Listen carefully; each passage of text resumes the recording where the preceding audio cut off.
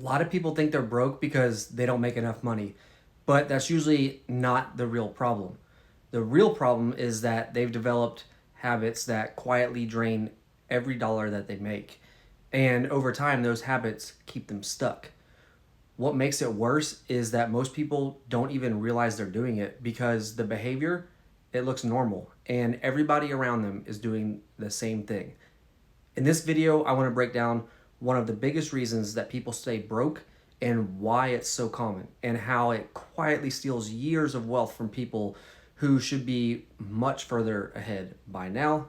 Thanks for tuning in. Quick disclaimer before we get started though, as always, this video is for educational and entertainment purposes.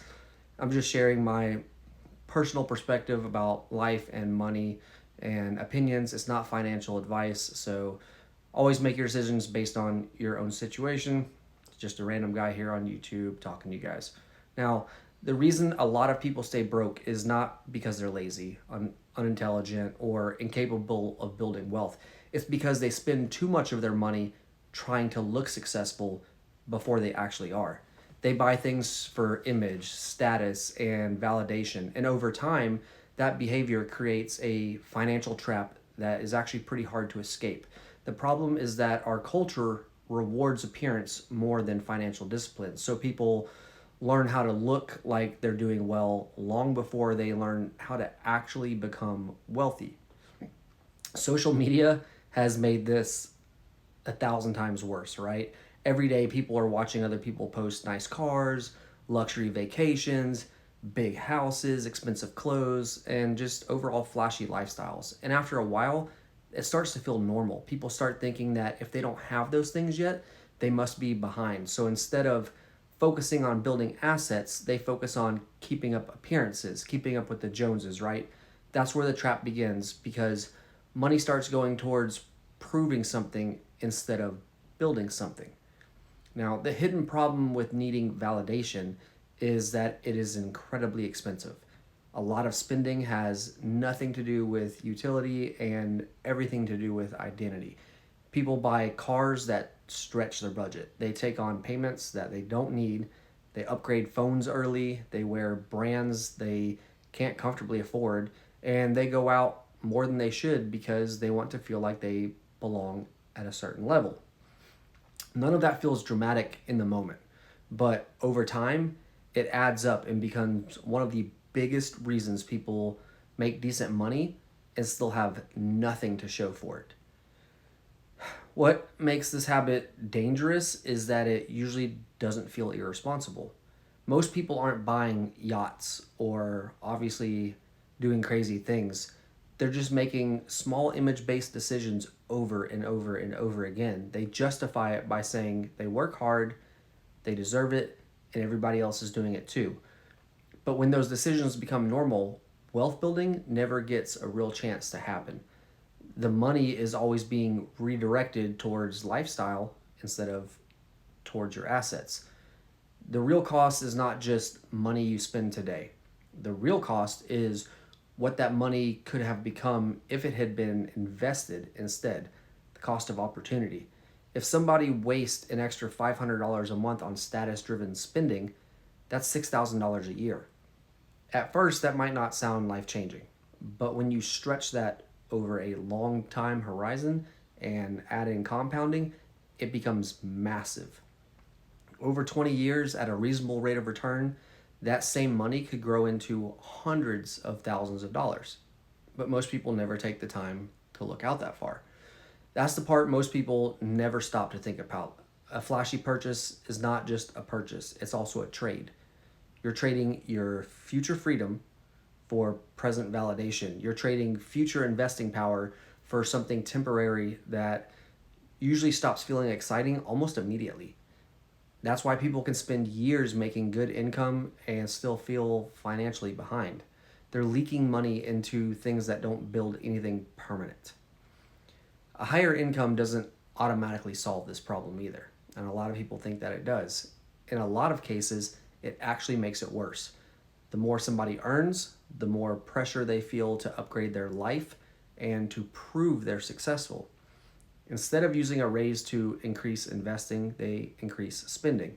They move into a bigger house, buy a new, nicer car. They start spending more on eating out, travel, subscriptions, and everything else that comes with lifestyle inflation.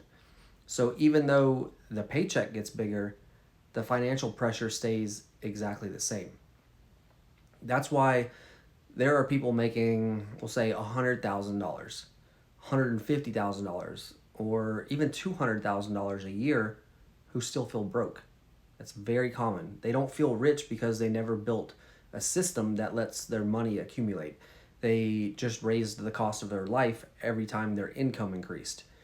When that happens, people think they have an income problem, but really they have a behavior problem. Wealth is built in the gap between what you earn and what you keep, not just by making a bigger number on paper. The people who actually build wealth, they tend to think very differently. They stop asking how to look successful and start asking how to become financially free. They understand that real wealth is usually invisible in the beginning. It looks like investments, brokerage contributions, Roth IRAs, emergency funds, paying down bad debt, and owning assets that most people won't notice or even know about. It doesn't look flashy, which is exactly why a lot of people ignore it. But that quiet discipline is usually what creates the biggest long term results.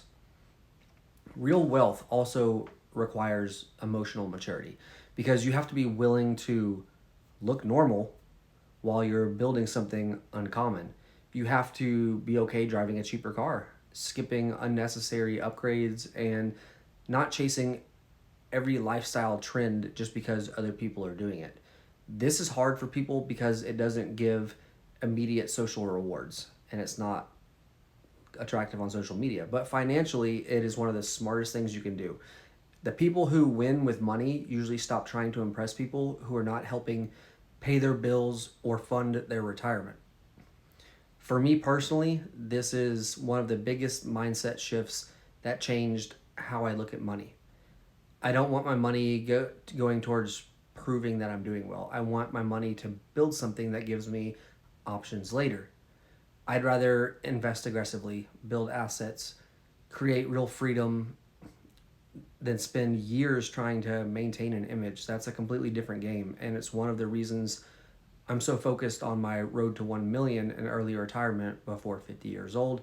I'm not trying to look rich today. I don't wear tons of name brand stuff. I wear basic clothing and drive basic cars. I'm trying to become financially untouchable later. When you really understand that, your spending decisions start to change. You stop seeing purchases only in terms of price and you start seeing them in terms of opportunity cost. You realize that a lot of things people buy for approval are not helping them move forward at all. They're honestly just slowing down the timeline. And the longer you stay in that cycle, the more years you lose that could have been used building actual wealth. So if you feel stuck financially, the problem may not be that you make enough money. It could be, but it doesn't have to be. The problem might be that too much of your money is going towards appearances instead of assets. That habit is expensive. And worse than that, it's sneaky because it feels normal because everybody around you does it. But the people who eventually break out financially are usually the ones who stop trying to look successful and start making decisions that build long term freedom instead.